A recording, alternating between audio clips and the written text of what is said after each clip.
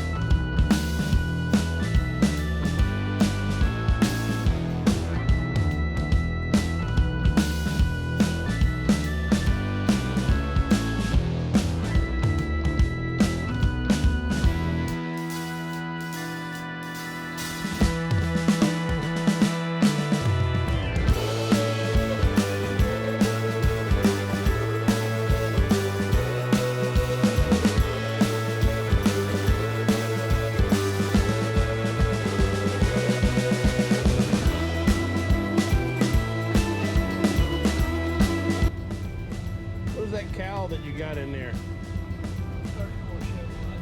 34 Chevrolet. You got any 34, 33 Ford parts?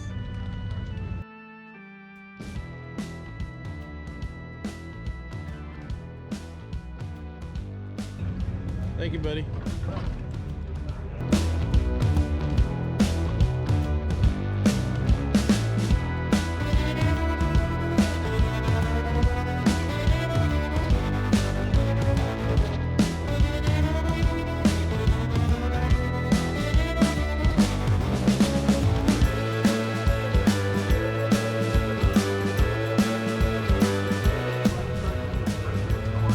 What you got on your hubcaps?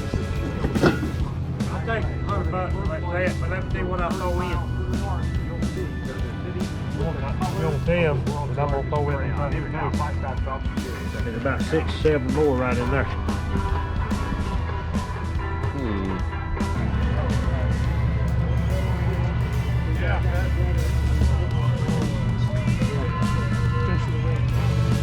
Hey, bro.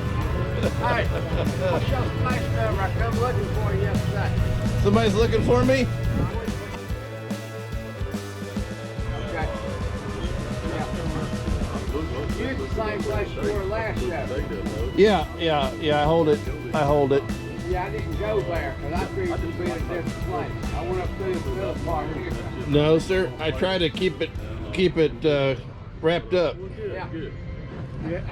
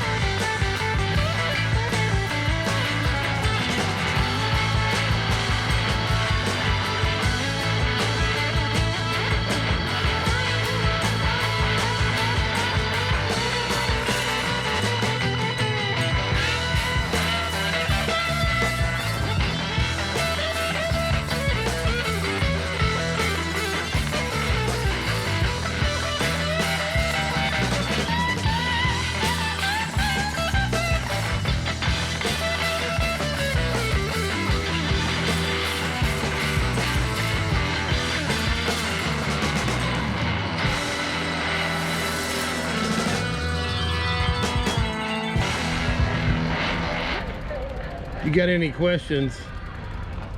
Okay, thank you. Yep. That's a cool table. Yeah, old card table. Is it for sale?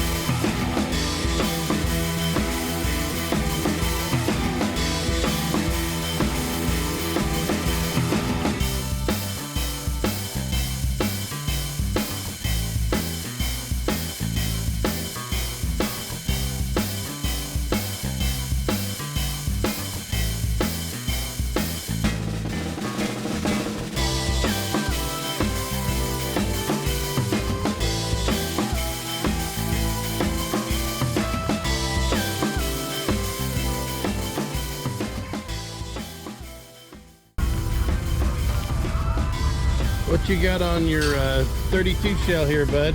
I'll do it together, not separate. I mean, the whole thing. The whole truck goes together. No, this right here. No, it's not getting separated. But everything goes in the truck. 20 grand. Oh.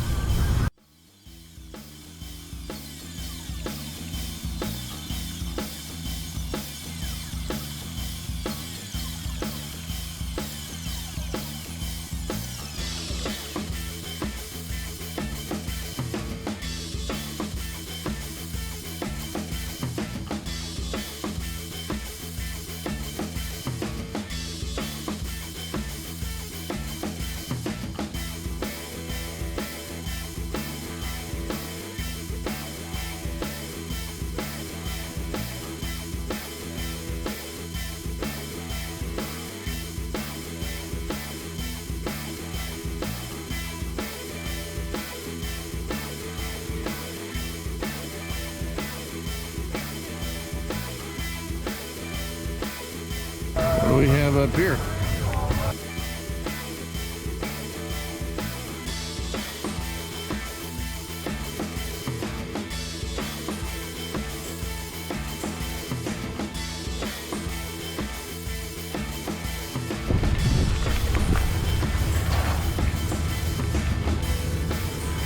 I feel like such a stalker. He parked back here. Let's see what we got going on.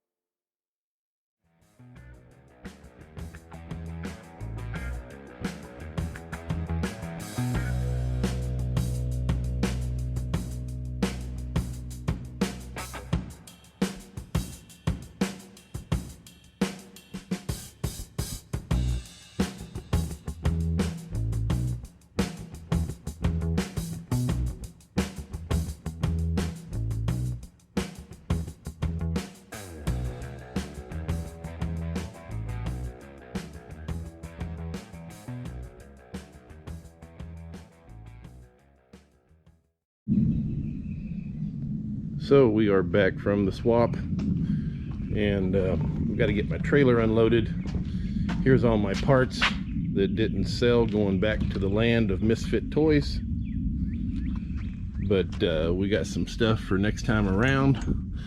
I did use this trailer for the first time, and it worked out just super in order to save the old hot rod fund money, and I didn't give it up to the big corporate hotels. I even spent some time in this at night. So here's how I'm living. Let's see, that is the setting area,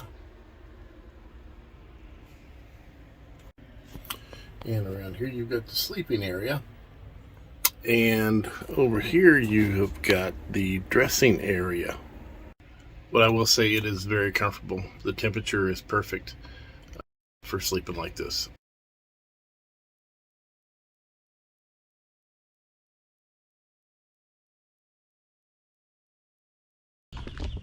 Let's look at what I didn't really buy a lot. Came home with a pocket full of money.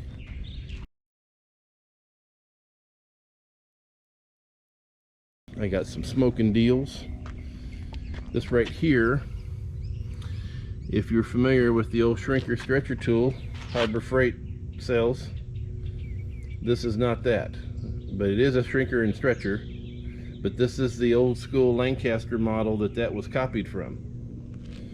You can see here it's got the old remnants of Made in USA sticker on it, which is what they do. Right there, right there. I haven't used them yet, but you can see on that tag right there, it did not take me a lot of thinking to decide if I wanted to buy it. I did not Jew the guy down. In fact, he had a telephone number at his booth. He wasn't there at the time, and I called him up and I said, hey, I'm interested in this. And he said, well, just take it. Where you at in the park, and I'll come to you and get your money. So I told him my booth number, and we settled up after the fact, but he had no idea who I was or whatever. He just said take them, and that was a heck of a deal. I am super stoked to give these a shot. They look great. Looking at the teeth, they don't look like they're worn at all.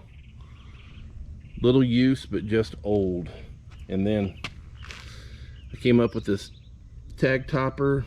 I've been wanting this particular one for a long time, but I never could get a deal on one, and I finally got me one. It was a good deal, so that is waiting for my period hot rod build, and I don't know which one is going to be that build, but it will be sure to have that on it. And we started buying stuff for the 34. Got a nice set of used glass lenses. Got some new old stock stainless bands, and I got a reflector, which is supposed to be new old stock. I don't know how he could tell that. I'm gonna try to do a little bit of cleaning on it. I don't know if what I'm gonna clean it with right now. I don't know if the surface is kind of unique. We'll just kind of play that by ear. And got a cow lamp. Now mine is not set up with cow lamps. I would say that might have been a deluxe thing, and but anyway, I picked it up on the spare chance that I might end up wanting to use them or whatever. I understand the utility of the mod here for the halogen lamp. I'm not a big fan of the look, so those might get swapped over to the originals down the road.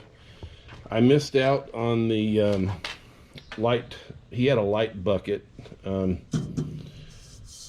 but another guy got ahead of me and he picked it up, and I needed it. This one has got a long split going down it, which I think is odd, but I need to swap out that lamp, but at least I'm getting closer as far as the lamps go. Not much more has happened with the 34. We did come up with a potential donor top. You can look at the preliminary fitting of it, and I'll tell you where this came from. It was a car that was turned into my recycler. It came from an HHR. I'll put one up on the screen. You can reacquaint yourself with that fine vehicle. And it's amazing how good the contours fit. And you can see on the inside, look at how that is just laying down just so nice. But if you look back here where the gaping hole is, if I had some better lighting, I can look at up in between there where the old metal is and where that new metal is, and along the back it just fits that contour perfect. Now the one problem that I'm going to have is that when you cut out a top from an HHR, you got to take every bit of that metal that you possibly can. There's a seam, of course, that runs on along the length on the right and left side of that HHR, and you've got to take every bit of the metal or you're going to end up a little short. I unfortunately came in about 1/4 of an inch and did my cut, and I think I got it a little bit tight for myself to where I might have to add a little bit of material about mid-span. If you can see over there about middle ways, I kind of drifted in a little bit with my cut. I might need to fill that up with some other material before I can weld it all up, but I'm not going to know for sure until I get this old plug out of here and clean up that track where it sets in. Yeah, so anyway, you can't see anything. It's dark as a coal mine up underneath there, but you see there was a fair amount of extra material here that is going to get lopped off, but I'm still leaving it because I might slip it, you know, forward or backwards. I'm not ready to quite cut it yet, but I need to get this hole all filled up before I go and lift this car up off of this rotted old frame. And I also need to install all my interior bracing. I've got my distant references from the B pillar to B pillar. I've got my distance between the B pillar and the A pillar, so I can get my horizontals and my lateral braces in place now. And this car is not too far out as it already is, but I can get that in, I can lock it down, get that welded up, and then with the roof patched up, this car would be able to lift off of this rotted old frame. So that is what is going on with the 34. A lot of work ahead on this one.